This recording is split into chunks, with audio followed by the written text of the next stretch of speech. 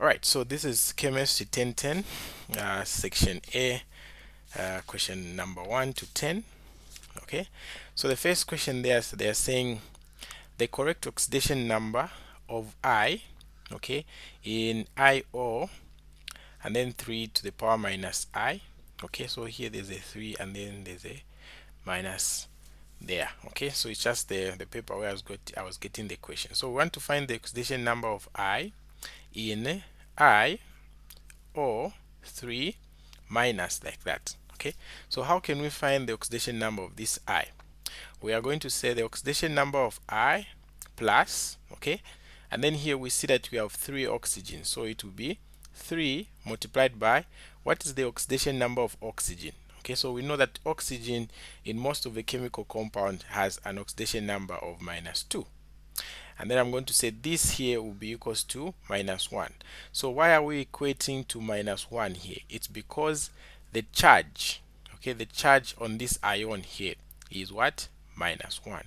No wonder we are equating to -1. Okay, all right, so it means the oxidation number of I will just be equals to, okay, so this will be I minus 6 is equals to -1, and then it means I will just be equals to 6 minus 1, so it means I will have an oxidation number of plus what? 5.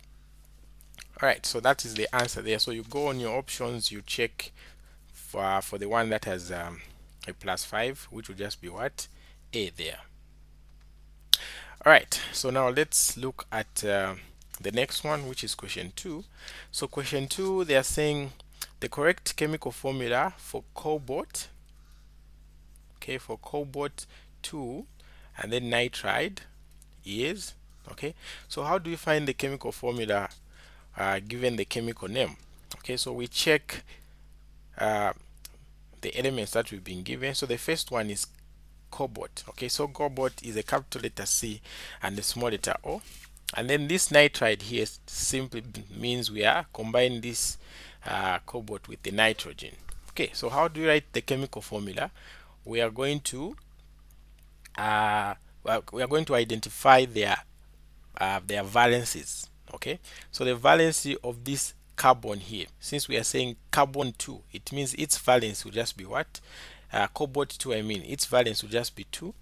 And then the valence of nitrogen, okay, we know that it's in what group on the periodic table? Okay, it's in group 5. So all the elements in group 5 have a valence of what? 3. Right, so when we have the valences there, we're just going to do like a cross multiplication. Okay, so the valence of the nitrogen will go to the cobalt, then the valence of this cobalt will go to the nitrogen. So it means our chemical formula will just be CO, and then I have these 3 there, and then N, and then I have that 2 there. Okay, so that is the correct chemical formula for cobalt 2 nitride. All right, so you go on your options, you check this question here. That answer is on B there. So that's how we find the answer there. Let's go to question 3. So if you have any questions, guys, feel free to be asking me. Okay, just unmute yourself and then you can ask me. Okay, feel free, or you can type in the comment section. Okay, I'll be able to, I'm sure I'll be able to see it. All right, so let's solve this one. So we are saying, we are looking at question 3 now.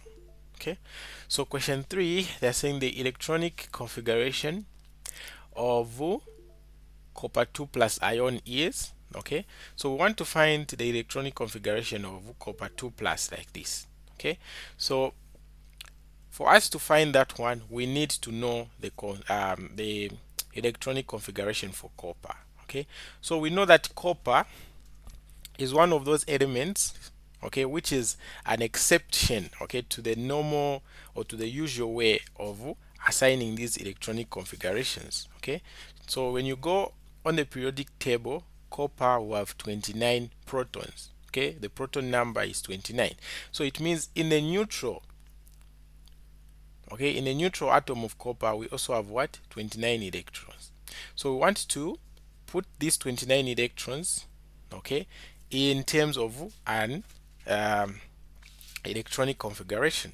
Okay, so we are going to start the assignment by 1s. So in the 1s orbital, we know that s orbital has contains a maximum of 2 electrons. So I'm just going to put 2. Okay, and then from there we go to the 2s orbital. So the 2s orbital is going to be 2s, and then in the s we're just going to be putting 2, and then from there we'll go to the 2p orbital, and then we put 6 electrons. Why? Because this p orbital has 3 suborbitals like that. Okay, so in this you are going to have 2 electrons, in this you are going to have 2 electrons, in this you are going to have 2 electrons, like that. So in the OP orbital, the maximum that you can get is what? 6 electrons. No wonder I've put p 6 there. Okay, and then once we reach 2p, we now go to 3s. Okay, so 3s, as long as it's s, it contains 2 electrons, and then from the 3s we are going to the 3p. So 3p. Okay, so the p contains 6. So let's count first of all the electrons that we have assigned so far. So 2, 4, 10, 12, 18. Okay, so we have assigned 18 electrons. So from the 3p, where do we go?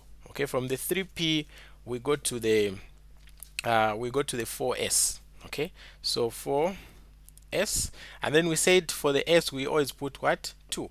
So I'll first of all put 2, but I'll show you the exception there, and then from this 4s we go to the 3d. Okay, because copper is a transition metal.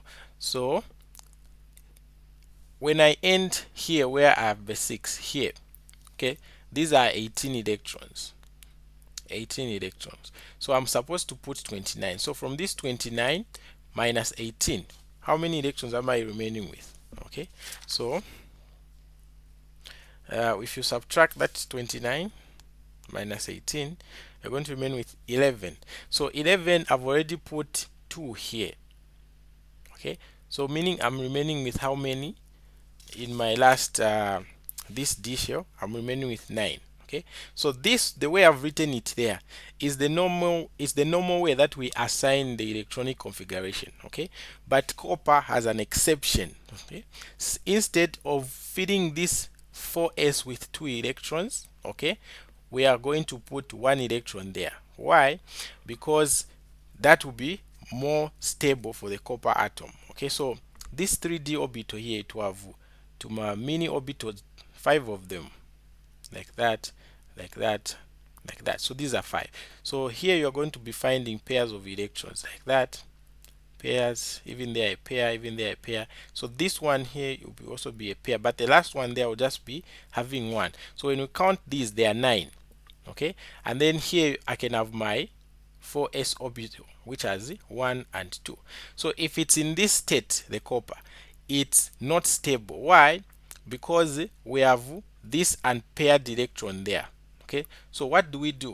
We move one of the electrons from this 4s to go into that one there. So that's where the exception comes from. So that here we have a pair, and then there we're just going to remain with what? 1 electron. So at the end there, okay, I'm going to write it like this. Okay, I'm going to erase the 2 there. So the way we had done it, that's the normal way, but copper is an exception. So in the 4s orbital, we are going to put 1 electron, and then in the 3d, okay, we had 9, remember, so we have added 1 to it, so we are going to put what? 10. So this one here is the correct electronic configuration for copper. Okay, so copper is a transition metal, and it is an exception to the usual way of assigning this electronic configuration. So the electronic configuration that I've written here is the electronic configuration for copper, but in this question we've been asked to find for copper 2 plus. So copper 2 plus, it just means it lost 2 electrons. Okay, so it's going to lose 1 electron from this 4s and 1 electron from the 3d. So what are we going to remain with? We're going to remain with 1s2, 2s2, 2p6, 3s2, and then 3p6. So this 4 here does not have any electrons. Now we have lost this one, so this is 0, so we don't write it. Okay, and then from this 3d we've lost 1, so we've remained with 3d with the 9 electrons. So now we can look for this answer here on our options. Okay, we can look for that answer on our options. We see that it's option what? B. So the correct answer there will be B. Alright, so next we look at question 4. Okay, so question 4, they're saying which element forms 3 minus ions? So this is a minus here, so 3 minus ions like that to attain the electronic configuration. Okay, neon, and then 3s2, and then 3p6 like that. Okay, so which one has this electronic configuration when it forms the ions of 3 plus? Okay, so when you look at what you have there, okay, this is thallium, this is lithium, this is boron, and this is phosphorus. Okay, so this lithium here, it forms a +1, so we remove it. Even this one here, it does not form a -1, so we remove it, and then we are left with the boron and the phosphorus. Okay, so the boron the boron is in group 3. Okay, the boron is in group 3, so it cannot have these many electrons that I can see here, because this one here for neon means that we have how many electrons? Okay, so let me check the periodic table. Okay, so the atom for neon here, okay, has 10 electrons like that. Okay, and then how many electrons do I have in boron?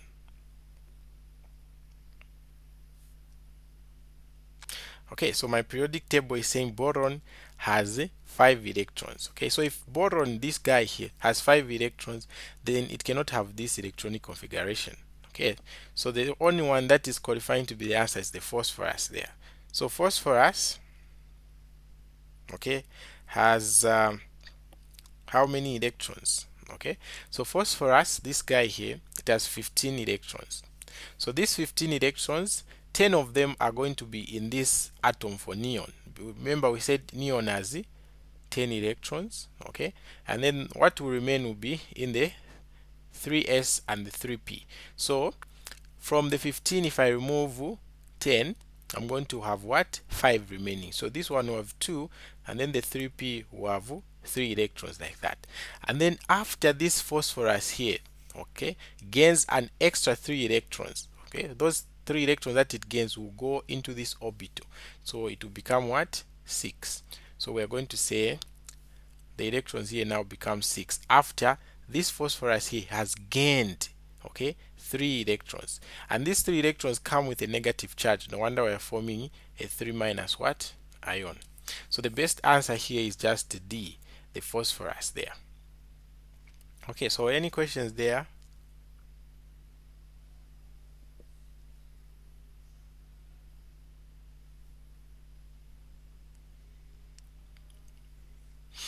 Alright, so I'll go to the next question then. So question number 5. Okay, they're saying which of these molecules will have a trigonoplanar electron geometry and a bent molecular geometry? Okay, so we can just see here if we try to draw the molecular geometry. So for the P, for this one here, it will have P, and then it will have 3 chlorines like that. So this one here with 3 chlorines and then 1 central atom, okay, it can never be bent. Okay, a bent one is the shape of a V like this. This is bent here, but this one here, no. So the first one, no. What about water? Okay, so water, yes, it's bent because you have oxygen there. I mean, you have hydrogen there, oxygen there, and then you also have hydrogen there. So this oxygen has 2 lone pairs like that. Okay, so it is bent, yes. Okay, we can check that it is bent, but its electron geometry is not trigonal planar. Okay, why? Because it has 4 points that are attached to this electron. So the first one is this bond. Okay, the second one is this bond, the third one is this electron pair, the fourth one is this electron pair. So if you have an atom that is attached to 4 items like that, we say that the electron geometry there will be tetrahedral. Okay, so water is bent, of course, but the electron geometry is tetrahedral, so we can't pick it as the answer. And then this D here, it's obvious we can't pick it as the answer because it will be C connected to 3 hydrogens, okay, and then connected to 1 chlorine, like that. So this is tetrahedral shape. So the only one that will work is the sulfur dioxide. So let me draw it now so that you see. Okay, so for the sulfur dioxide, we are going to have the central atom, sulfur, connected to oxygen by a double bond like that, okay. And then this sulfur here will have one lone pair of electrons with it, so it have a lone pair of electrons like that there. Okay, and then these ones here will have 1 2, and then another pair 1 2, even this one 1 2, and then another pair 1 2. Okay, so you can see that from here we have a bent structure because this looks like a V. Okay, and then we can also see that the electron geometry there will be trigonal planar. Why? Because this S is attached to 3 different items. Okay, so the first one is this bond 1, the second one is this 3, the third one is this electron pair 3.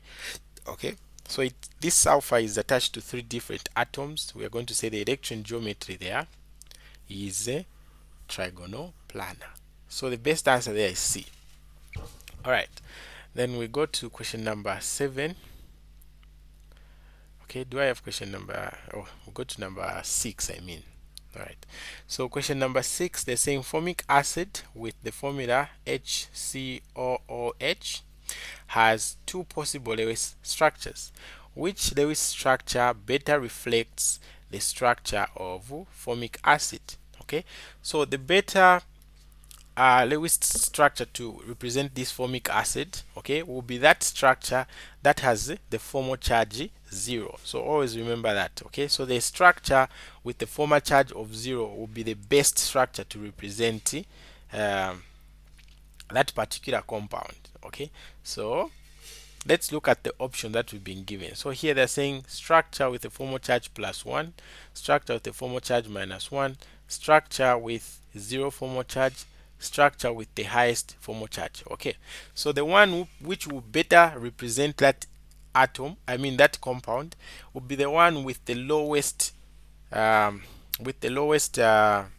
formal charge. So from these options, the one with the lowest formal charge will be this one here, the structure with a 0 formal charge. Okay, that will be the structure that will best represent the Lewis structure of formic acid. Okay, so the best answer here is D. So always remember, the structure that represents the best Lewis structure is that one that has the lowest formal charge.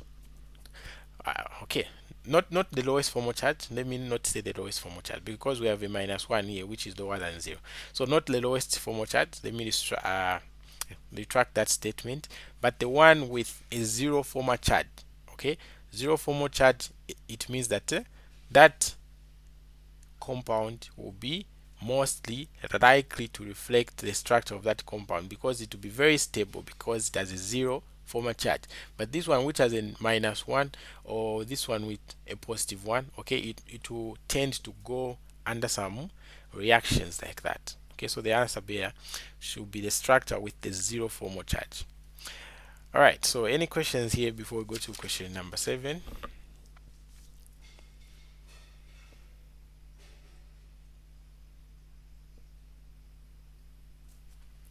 Okay, let's look at question number 7. Question number 7, they're saying a student analyzed a water sample for its calcium content and got the following results. Okay, so we have 14.92%, 14.91, 14.88, 14.91. The actual amount of the calcium in the water sample is 14.90. Okay, what conclusion can this student draw about the accuracy and the precision of these results? Okay, so we know that the precision describes how close, okay, several measurements are to each other. Several measurements, okay, are to each other. And then the accuracy, okay, describes how close the measured value, okay, is, how close the measured value is to the true value,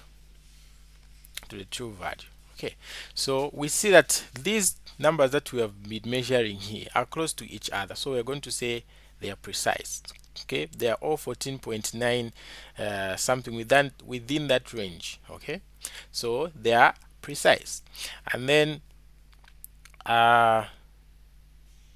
okay, and then what about the accuracy? Okay, so for us to find the accuracy, we have to find the average of those measurements. So average of the measurements, and then we compare that average. So it will be 14.92, okay, plus 14.91 plus 14.88 plus 14.91, and then divide all this by how many they are. So 1 2 3 4. So we're going to divide by 4, so the average will be equals to, so you get your calculator and then you put in those values. Okay, so I'm going to say 14.92 plus 14.91 plus 14.88 plus 14.98. Okay, so I'm going to get 59.62, and then I'm going to divide that by 4. So I'm getting 14.905, and when I round off this value, it's just going to be 14.91. So this 14.91 is pretty close to what? 14.90. So we're going to say those measurements are also what? Accurate. Okay, so on our options, we're going to look for an answer which has both precise and accurate, and we can see it on C there. All right, so we go to question 8. It's on electrochemistry. Okay, so we have some potential potential equations to calculate. Okay, so they're saying consider the reaction 2F. Okay, let me write this: 2F and then Fe3 plus Ti, which produces 2Fe2 plus Ti2 plus. Okay, so what has happened in this reaction? We see that the oxidation number, okay, or the charge of this ion has reduced from the 3 plus. It's now what? 2 plus. So what do we call that? We call that as reduction. Okay, because the charge there has reduced. And then for this tin, we see that here it has 0 charge, and then there it has a +2 charge. So it means the charge has increased. So we call that as the oxidation. Okay, so what is happening here is that the ion is undergoing reduction, while the tin is undergoing what? Oxidation.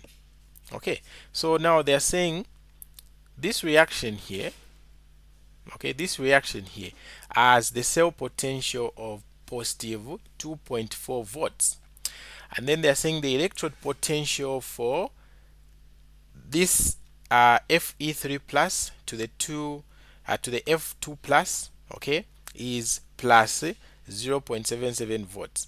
What is the electrode potential for the tin 2 plus to the tin there? Okay, so we know that the E cell is given by the potential at the cathode minus the potential at the anode. Okay, so the cathode is the electrode where the cathode is the electrode where reduction takes place. Okay, so for here at the cathode, we are going to have reduction taking place, and then here at the anode, we are going to have oxidation taking place. Oxidation, like that. Okay, so to find this cell potential, we just have to the electrode potential, okay, at this electrode that has this tin. This tin here is undergoing oxidation, so we are going to find it at the what? The anode. So to find the E of the anode, we just have to replace the value of the E cell value of the cathode that we've been given here as 0.77 volts into this equation, and then find the E of the anode. Okay, so let's create some space on top here, and then we are going to say, okay, so E cell has been given as plus 2.4 is equals to the electrode potential where you have your ion, okay, that's where you have the cathode, has been given as plus 0.77 volts, then minus the E of the anode that I want to calculate there. Okay, so it means E of the anode, okay, E of the anode will just be equals to 2.4, okay, and then no, so I took this minus E anodes to the left, and then I took this to the right, so it has to have a minus there. Okay, so this one here will be plus 0.77 volts minus this one now when it goes this side, so it will be 2.4. okay, we see that from there. What are we going to have? We are going to have okay, so you punch this on your calculator. So on my calculator it's giving me minus 1.63 volts. So this here will be the electrode potential for the electrode at the what? The anode. Okay, so you go on your options, you check where you have your minus 0.63 volts. We're going to see it on B here. Okay, so that's the correct answer. Let's solve question 9. So if you have any questions, please feel free to ask, guys. Okay, so question 9, they're saying the half cell for the ion 3 to the ion 2 electrode is prepared by mixing 2 equal volumes of solutions of ion 3 sulfate, this is ion 2 I mean, so ion 2 sulfate and ion 3 sulfate. Okay, what concentrations of the original solutions are needed for the resulting mixture to be standard? Okay, so you have to know this. Okay, so for a standard cell potential, okay, the concentrations of the aqueous species, okay, the concentration of the aqueous species, let me write concentration of the aqueous species, so meaning the elements that are undergoing this reduction and oxidation, okay, the concentration of the aqueous species, okay, should always be 1.00 mole per cubic decimeter, or we can say 1.00 mole per liter. Okay, so this here should always be the concentration for a standard cell, for a standard half cell. Okay, for a standard half cell, 1.00 mole per liter is the standard concentration. Okay, so here they want us to find the concentration of the original solutions that are needed, okay, for the reaction mixture to be standard. So we have two mixtures here. So we have the one that has ion 2 sulfate. So from this ion 2 sulfate, we know we get F2 ions, and then we also have ion 3 sulfate like this. Okay, so from this we know we get ion 3 plus like that. So what they want us to do here is find the initial concentrations such that when we mix these two species here, okay, or these two solutions here, when we mix them, okay, their concentration should be 1.00 moles per liter. So what are we going to do? Okay, so we know that from our dilution formula, okay, we said moles were equals to mass over volume, or I can just say molarity what was given by moles over volume. Okay, so we said this molarity here, the molarity can change, okay, the volume can change, but this number of moles here does not change after dilution, remember. Okay, so we've been told that we have an equal amount of this guy and an equal amount of this guy. So let's say we have maybe 50, okay, 50 mils of this and 50 mils of that, okay. And then let's say our concentration, okay, our original concentration is what? Let's say our original concentration is X, okay. So this is our original concentration, and then the final concentration we want it to be 1.00 moles per liter. So how are we going to find this initial concentration? Okay, so the initial concentration will be equals to, okay, so this concentration, remember, uh, it the moles of it does not change, okay, when we add these two. So it means for this first solution, my initial concentration is X, okay, and then let's say the concentration of this other solution is what? Y, okay. So this concentration will change when the volume changes. So when we mix this solution that has F2 plus ions and this solution that has 3 plus Fe3 plus ions, okay, when we mix them, it means that combined solution will be what? 100 milliliters, like that. So this will be the volume, okay. But remember, the number of moles does not change in this solution, okay. So the number of moles does not change, so it means the concentration, the final concentration of this solution here will just be X divided by, okay, since we have doubled the volume, okay, we have doubled the volume from this 50 mils to the 100 mils, okay, the final concentration should be the initial concentration divided by 2, okay, and then that will be for the first one, and then the other one, the initial concentration will be equals to Y divided by 2, okay. Why? Because we've doubled the volume here, okay. So what are we going to do now in order to find this X? We're just going to say X over 2 should be equals to 1.00, okay, and then we solve for X, so X will be equals to 2.00 molar per liter. Even for the Y we do the same, okay, even for the Y we do the same. So for the Y, we are going to say Y over 2 is equals to 1.00. So we solve for Y is going to be 2.0 moles per liter. So it means the initial concentration, okay, of FeSO4, okay, the initial concentration of this should be 2.0 moles per liter. Even the initial concentration of Fe2, and then I have SO4 and then 3 outside there, should also be 2.0 moles per liter, so that when we add this and this, okay, their volume will be able to divide this into the standard concentration, which is 1 and 1 there. Alright, so that's how we solve question number 9. And then let's look at question number 10 in this 1010 chemistry paper. So this will be the last question we look at in chemistry 1010.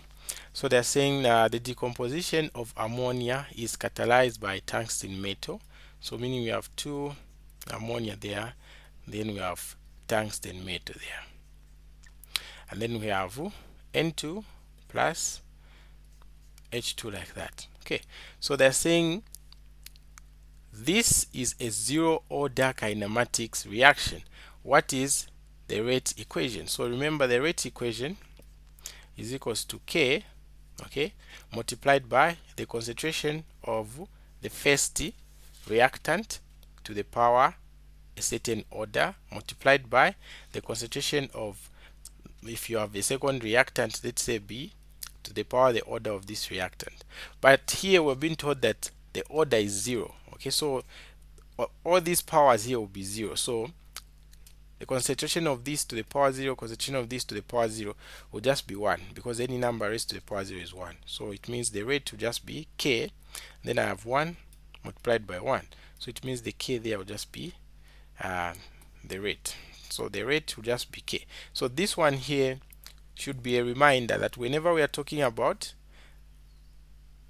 an equation that has a zero order kinematics, okay, its rate will just be equals to the the equilibrium constant like that.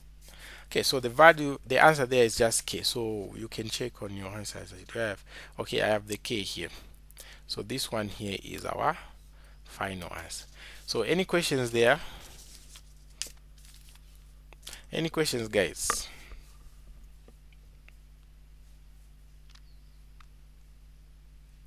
Right, so that's it for chemistry 1010. Good, we've solved the first 10 questions.